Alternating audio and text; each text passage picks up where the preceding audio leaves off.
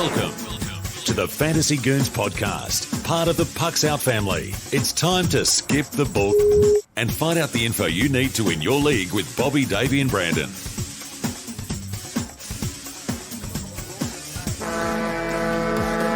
Ride or die, ride or die, ride or die, ride or die, ride or die, ride or die. Cody's brothers, my guys, know that we fly, know that they ride or die. I keep well on my side, CJ Ack, now I gotta ride or die. Welcome into the Fantasy Goons. I'm Bobby, he's Davey, he's Brandon. Hello. You can find us on Twitter at the Fantasy Goons, and don't forget to check us out on our main weekly show, the Pucks Out podcast. Now let's get you the info you need to be a champ for your fantasy pool. How are you guys this week?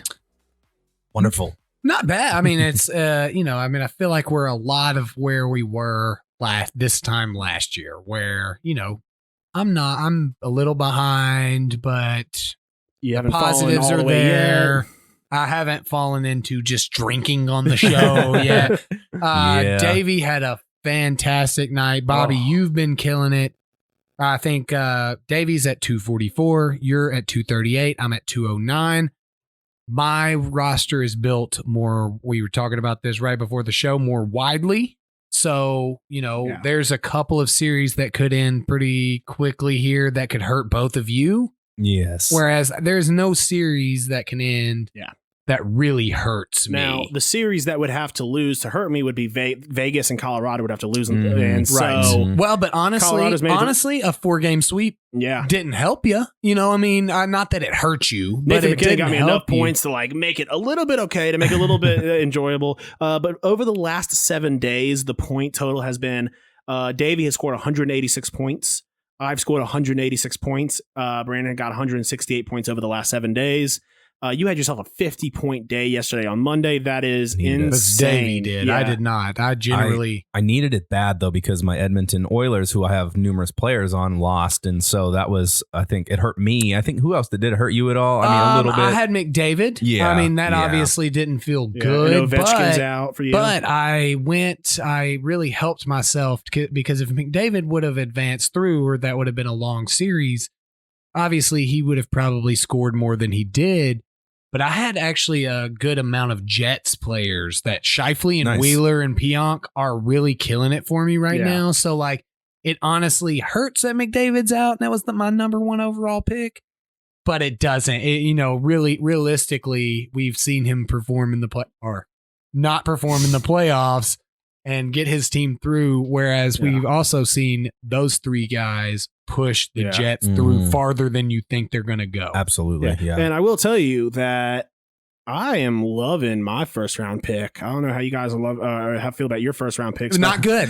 I'm Not good, Bob. I'm loving my Nathan McKinnon. He got 30 points in that first series in 4 games. I don't know how many points your first rounders got you. Well, I think if you add up both y'all's first round points, Nathan McKinnon will triple it, double it. Well, McDavid had 1 less game than he played the entire 5-game series last year. very true. And last year he had 28 points and was still 3rd on my team. He did not have a good series at all and only got me 9 points. But I have only lost McDavid. I did lose Ovechkin, who got me 12, but that was a late round pick for me. So it didn't hurt so bad.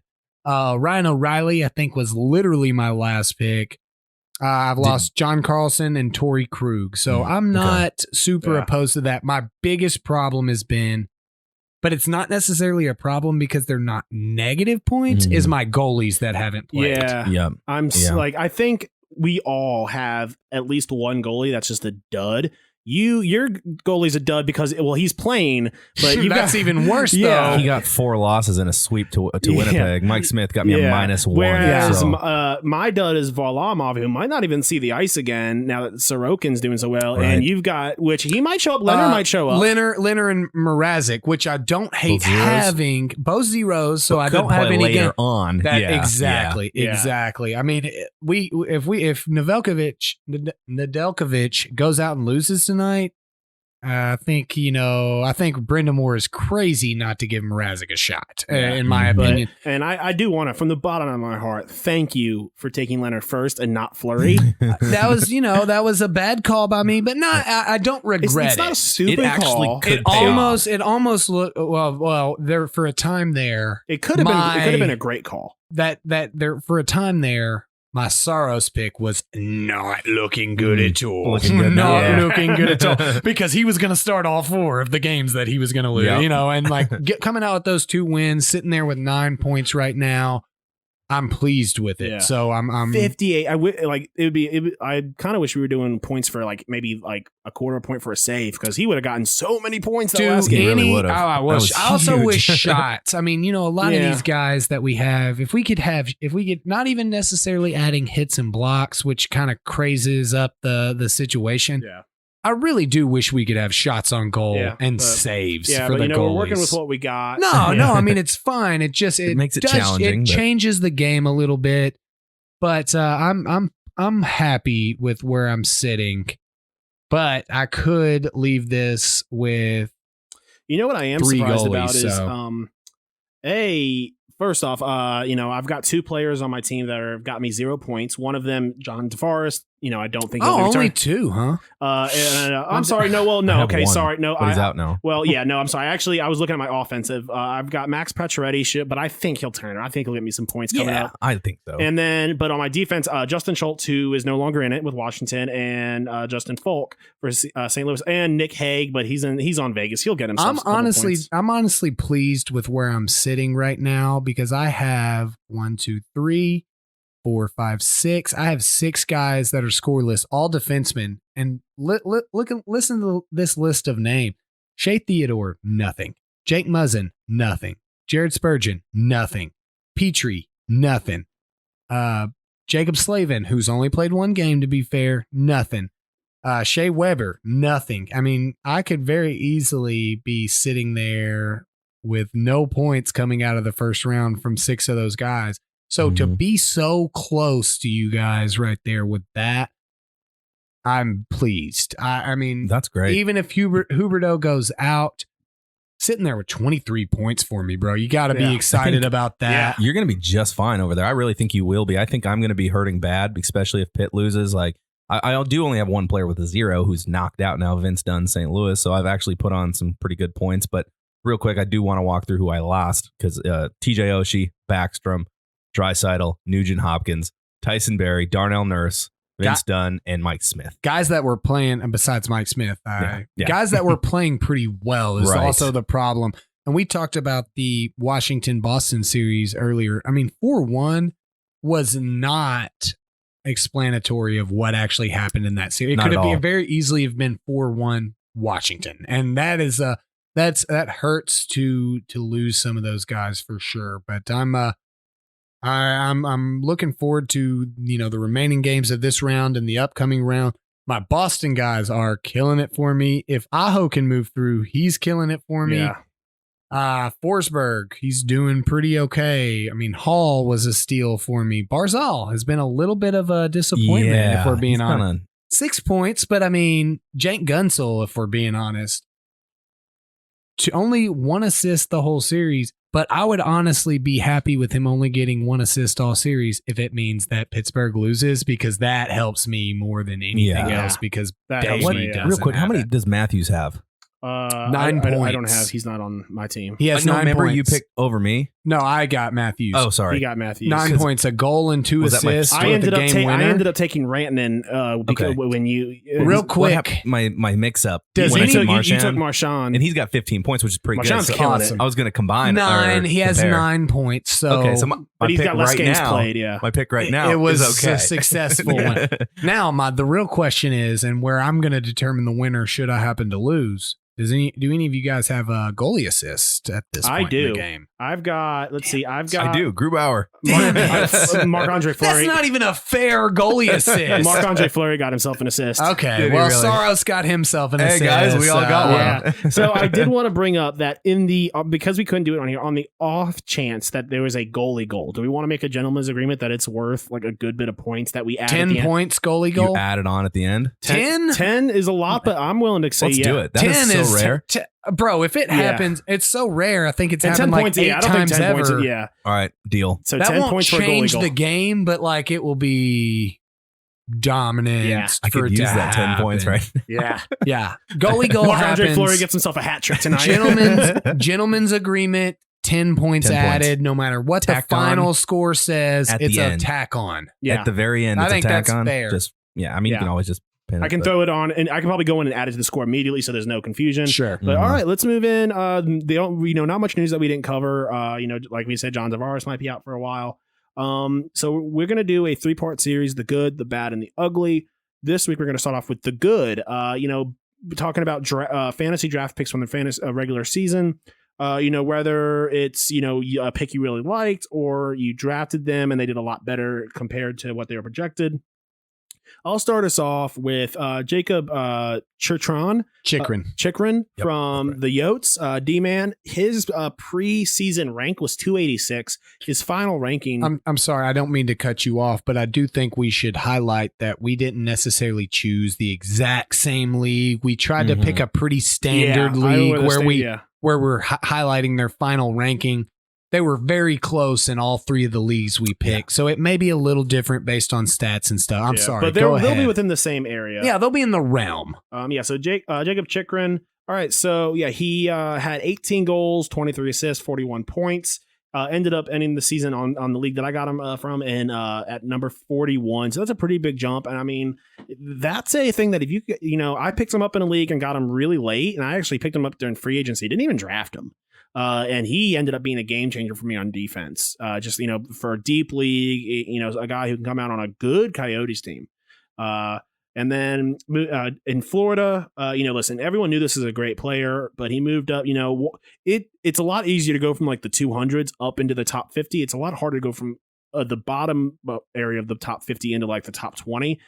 Barkov, man. I mean, he had a great year. Amazing. He started in that league. So did a lot of the Panthers. Pre-rank at 44, ended at number 18. I mean, the Florida players just did so well this season above, their average draft position. And my final guy, listen, I didn't do enough research to get his actual rank, but UC Saros, man, if you had him in a dynasty league or picked him up in a dynasty league, you are sitting pretty right now. Because this time last season, there was questions about whether or not he was going to be the long-term goalie for the Preds. And not only season, there were questions at the beginning early this season, bro. Not only has he shown that he's a good goalie, it shows that he's here to stay. I mean, he has been lighting it up since like March 14th. He's been lighting it up. And he's put, these last 2 games, even the first 2 games of the playoff series, he didn't look great. But it was clear that didn't look bad. Didn't look bad. The defense, he needs his D in front of him, just like any goal. He needs the defense to step it up. But yeah, those 3 players have just played well above their ADP. And I would say he definitely probably played well above his ADP. But I would say that the biggest point on Saros is that wherever he ended up in the rankings was irrelevant, because if you had him on the stretch that he had, it was so important to your team. No matter if he ended at 300 or 200 or whatever, that was based on his early season where it's hard to come back in those ranks. It was very important that if you got him at the right time, you kept him. And so I love that pick. No matter, I don't think that was one of those picks that you didn't need the final ranking to prove that you were right or wrong. I think that was a great pick. Davey, what do you got? Well, naturally, I have to start off with the Dallas Star, Joe Pavelski. He just, man, coming in 232 preseason ranking and final ranking, he was in number 30. That is a heck of a, jumping probably up not 200 getting spots. drafted by. And I mean, it was a few weeks before even leagues that he was available that I was even willing to pick him up. Oh man, he was one of the guys. I just grabbed him. He was still a free agent when I grabbed him, which was huge.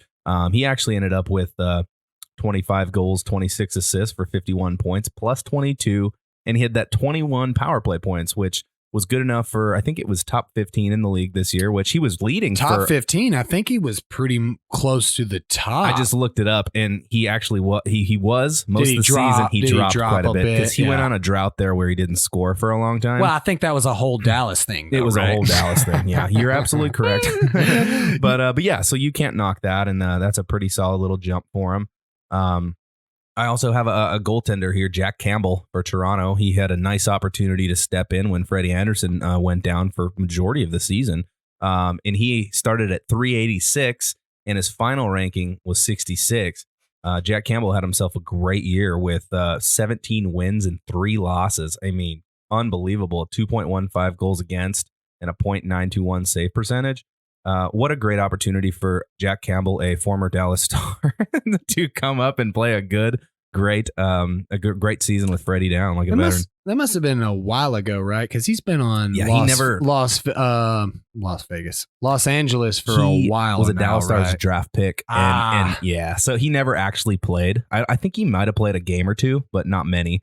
I could be wrong. Not there, enough to be like, oh, he was a Dallas Star. Exactly. Never created his space there, but it looks like he is now. But, loving the picks, boys. Y'all picked before me, so so we got some good ones. yeah, I mean, not that I dislike mine, but I really like your guys's for sure. I'm gonna run with another goalie real quick, Cal Peterson. For the Kings, he also had a nice opportunity to come in and pick up some slack from a veteran that couldn't play as well. And 353 was his preseason ranking. He is 40 when he ended the season.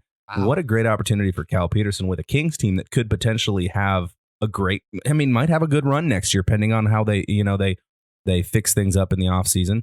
And then lastly, I've got the Hurricanes, Martin Necas, who I was a huge fan of all season. He was a 279 preseason ranking, and he ended it with a 96 ranking, which just cracked the top 100.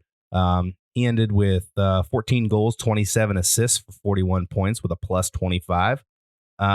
11 power play points. This man was all over the score sheet, and he was a huge part of why I won the championship in a couple leagues. I had him in both of those leagues, and it was a big part of my winnings there. And I had to include him in that list. So yeah, that's who I've got.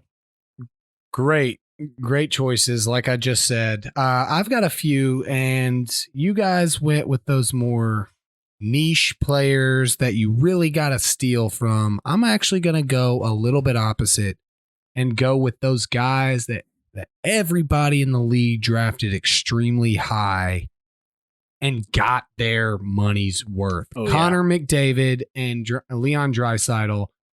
It's easy to say the guy that was preseason rank number 1 is gonna not have a great season. And I mean, even if he ended at 10, that's not worth the pick that you placed honestly, on him. At the number 1 overall, if they're at number 6, then that's what I'm saying. Like, that's what I'm saying. It's almost in that bad category. So for Connor McDavid to go be preseason number 1, go 33 goals, 72 assists with 105 points. His plus minus is 21. If you're counting that, which a lot of leagues do. 37 power play points with 200 shots on goal. Led the league, right? That is phenomenal. You got your money's worth. Wasn't it like if you took away all of his goals, just his points from assists, wouldn't he lead the league in points or something like that? I don't know.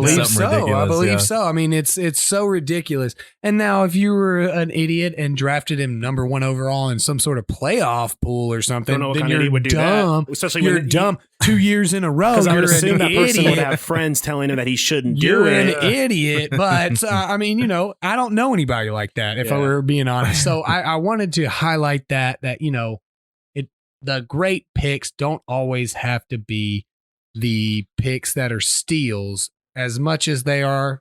You got what you paid for. And so Leon Draisaitl, same type of deal. Number 2 preseason draft ranking. Number 2 final ranking, 31 goals, 53 assists with 84 points, which sounds like garbage when you're comparing him to his teammate, but a plus minus 29, 32 power play points with 168 shots on goal.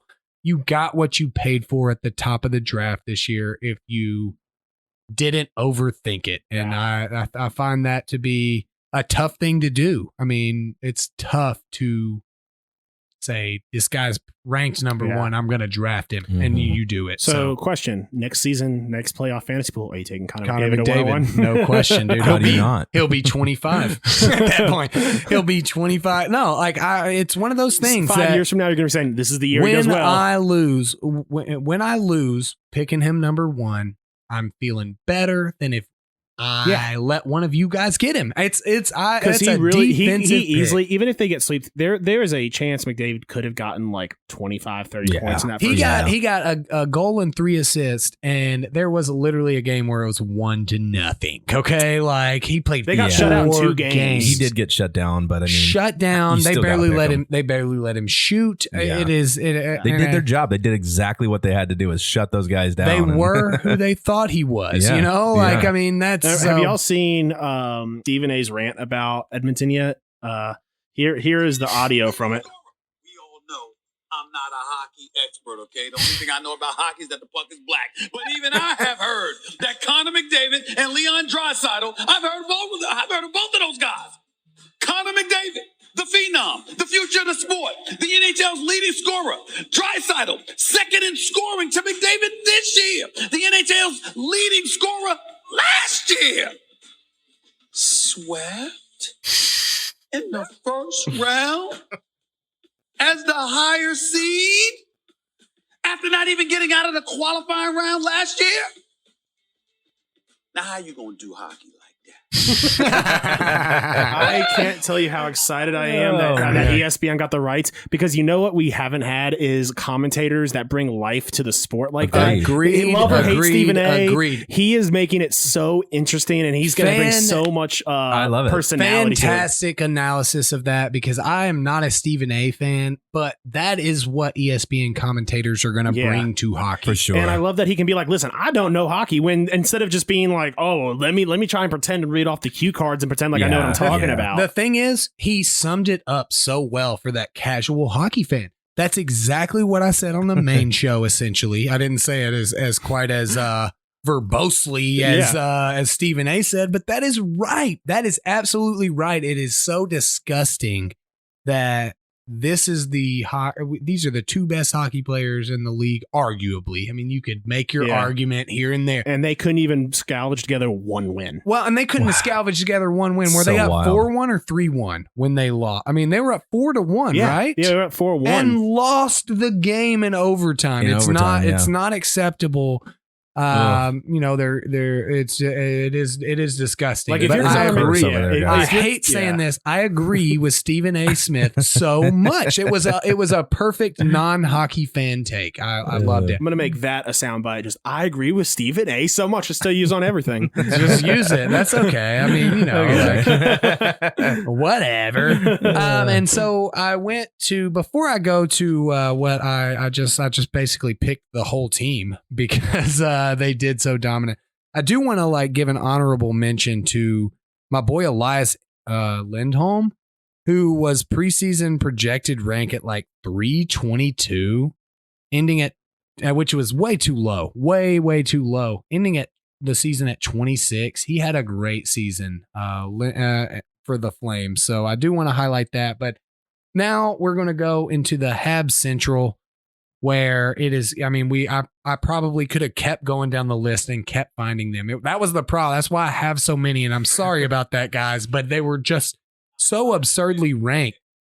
Jeff Petrie, projected rank of 47, so not real, but ending at 22, a great season.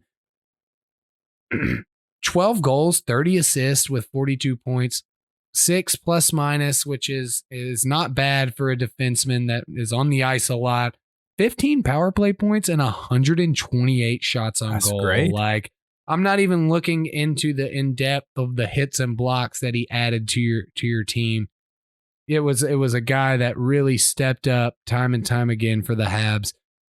Moving to Josh Anderson, who I loved him all season. He was amazing all season. Projected rank of 87, multi-positional guy Ended at rank 23.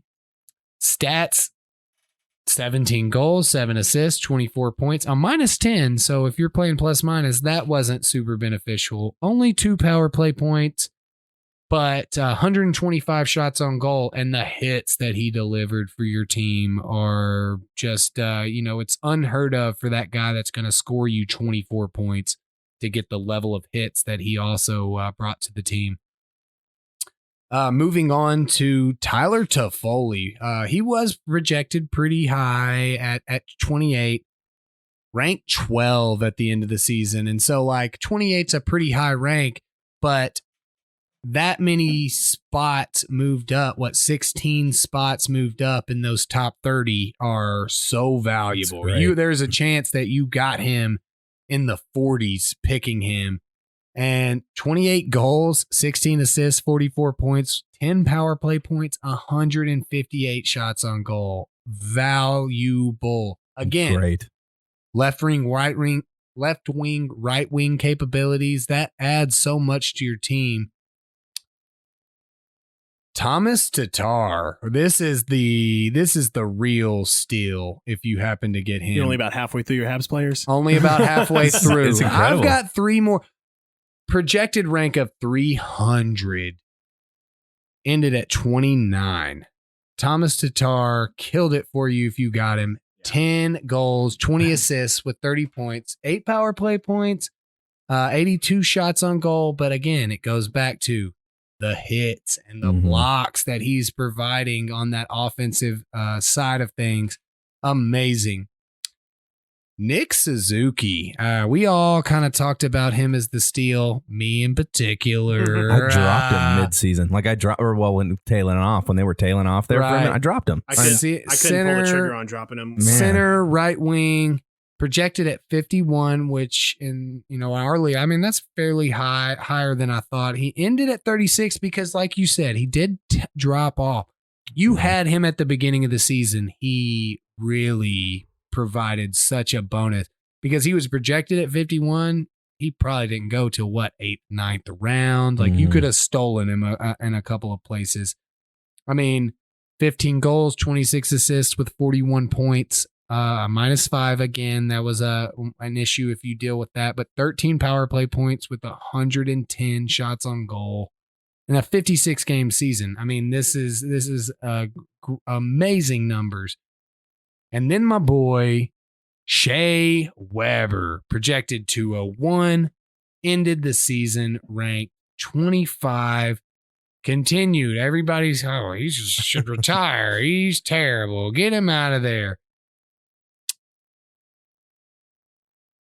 Only played 48 games, 6 goals, 13 assists, only 19 points, so not amazing. -4, 11 power play points, though, which is extremely beneficial. And again, it was a guy that you could steal that was going to get you a bunch of hits and a bunch of blocks, which is going to be so valuable, especially in a categories league. Bro, it doesn't matter if you have the best team that can score the most points. You win hits, blocks, shots on goals. If you play PIMs, he got you a bunch of PIMs. Fantastic. I am very pleased with the Habs players that I pulled the trigger on. I unfortunately did not pull the trigger enough with the 0 championships. To think about these guys jumping so quick on these ranks, and for that team to really just not be that good, right? Isn't that strange? I just don't think that team's got it in them, but it dumbfounds me a little bit. It does. They played together well, is the thing. They are not a bunch of big name guys. And what's the most surprising is something that you mentioned before the show, and I'm going to give you credit for it. Kotkaniemi was not anywhere in the realm of somebody I would put on this list. He might actually be on the realm of one of these other 2 lists, or the bad or the ugly. Right. That was super disappointing. But again, dude's 19. It's like give him a break. It's like the roof is caving in, but realistically, he's just a dude that's nearly 10 years younger than us. And he's just kicking it, dude is I literally do not care what these dudes say. But that was very surprising. But a lot of great surprises this season. That's the way she blows, That's right. But, all right. Before we leave, any quick impressions you guys have on the first week and a half, 2 weeks of this playoffs? I mean, it's looking good, man. These are some good series. Hockey. I'm loving it. Love this hockey. Something that I've said between all of us to other people. Dude, I do not know if there's a team that the Colorado Avalanche will not make look like a high school hockey team right now, right. bro. They are. The Blues are not great, but they got the shaft, dude. They aren't as bad as they look. It was awful. They got Bennington apart. They really did. Bennington probably had the best. I mean, this is a Stanley Cup winning goalie, and he probably had the best playoff series that he's ever had. And it looked like he was a little kid. He looked like it was me out there playing goalie. I think dude. it was game one. After game one, Anson Carter was like on the broadcaster. Anson Carter was like, there is no chance for the St. Louis Blues at all. They are going to get swept. They were getting getting. I was like, yes. I won. I mean, before the season, I told you I put money on them sweeping. That I won me $50 off like a $5 bet. Like, dude, Bennington was. If there's a definition of standing on your head, that game one when he is laying flat out and throws his leg up and blocks that shot. Honestly, I just think it made not Connor McDavid, obviously not. I think it just made Nathan McKinnon mad enough to where he was like, all right. Yeah, and it's so they were like averaging like what? Like wasn't like 40 shots on goal a game? Like, Yes. and the dude really, I mean, he only let in like 3 or 4 a game. Like, not bad, eh? there is no any other goalie. They would have gotten like 8 or 9 goals. There is no way Yes. that 3 goalies could have stood in front of that goal and won that series. If someone like Bobrovsky was in goal, it would have been like 10-0. Like he would. I mean, he would have gotten torn to pieces. I am so happy that Jordan Bennington Law. The best part about him, Bobby, I'm glad we didn't add this in on the stats. Skating menacingly over the other side of the ice. Like, if we'd have gave points for that, you would have won. You would have won the whole game. I mean, but only when there's referees in between them. That's the only time you ever see Bennington do it. So is he had a direct route to go. He skated to his left to get in front of the ref. Right. He is that hold me jerk. Back, hold me back. Yeah. He is the hold me back friend that all of us have. He's like, come on, bro. What's up? What's up, bro? And you're just like, go, bro. I don't care. Like, go fight, dude. You're a grown man. Bro, dude. I'll get your back, but you got to go in there first. They are the only team that can beat Colorado is Colorado in my mind right now. I think honestly, if we see them face Vegas, I think that'll be the best series in the entire playoffs. Vegas of the actual teams that are not themselves that can beat them. That'll is and even then, because think about it. Think about the player, the star power, and just the overall scoring power that Colorado has, and think to yourself who the best player on Vegas is. It's Mark Stone, I think. I think honestly, I could see Colorado if there was ever a team that could go 16-0. This could be the team to do it. I don't think they're going to do it. I think the Stanley Cup playoffs is the hardest team. But I'm just saying they have the they have the skill to do it. I'm saying right now they're not going to do it. 1-20 though. I feel like Vegas is the best team. Yeah, they don't have the star power that all the other teams have. Marc-Andre Fleury. But I'm just saying 1-20. No matter who they're putting on the ice, they play the best team hockey of any of the groups. And even then, I don't think Vegas would take them 7. I think Vegas would get beaten 6 or maybe 6. I think more like 5. I think it has to be a situation where Vegas is dominating so much that Vegas wins in like 5, or Colorado wins pretty handily, or even if it goes a little deeper. Like, I think because all it takes is whoever wins that top series, line to start clicking, and like the moment Landeskog, Granton, and McKinnon start clicking, it's over. Momentum is going to be just so key in that series. Whoever wins that first matchup is going to be very key. I think Colorado goes to the Cup, loses in the Cup. You think? I mean, I wouldn't be surprised. Who do you think? God, I don't know. I don't even have a who, but because I obviously projected Carolina, so that won't happen. But that could happen. Carolina. But I'm just saying, I don't think Carolina. I feel like the Preds are the worst matchup for them. I think that if they can get past the Preds, I think it's going to be Colorado Tampa. Honestly, I don't see Tampa. Like I was big on Tampa. I see Tampa beating Florida. I see Tampa. I mean, maybe Boston. Boston is where I was going. I was thinking Boston. The Canada teams have no chance. Let's rule them out. I agree. Let's rule them out. I think it's got to be Boston. Especially, Boston or Tampa, honestly, really. especially if John Tavares doesn't come back at all for the Leafs, I think the Leafs are. If Yeah. we're being honest, this is the most surprising comment that I think I'll make all day. If it is a Canada team, Jets. If we're being completely honest, that was shocking to me. It was shocking to me as well, and I'm willing to admit when I'm wrong. They look like a full team. I just think it's going to be Carolina, interesting to see them go against a team not Edmonton, though. Right. Sure. Also, it'd be interesting to see any of those northern teams not play a northern team. I know. The worst matchup I think for Winnipeg right now, though, has to be Vegas, who doesn't have that guy that you can key in on. Yeah. The keying in on Draisaitl and McDavid, there was a game where it was like third period and McDavid didn't have a shot on goal. That's so I think they're really based to deal with your star power. Yeah. So their matchups are going to be key.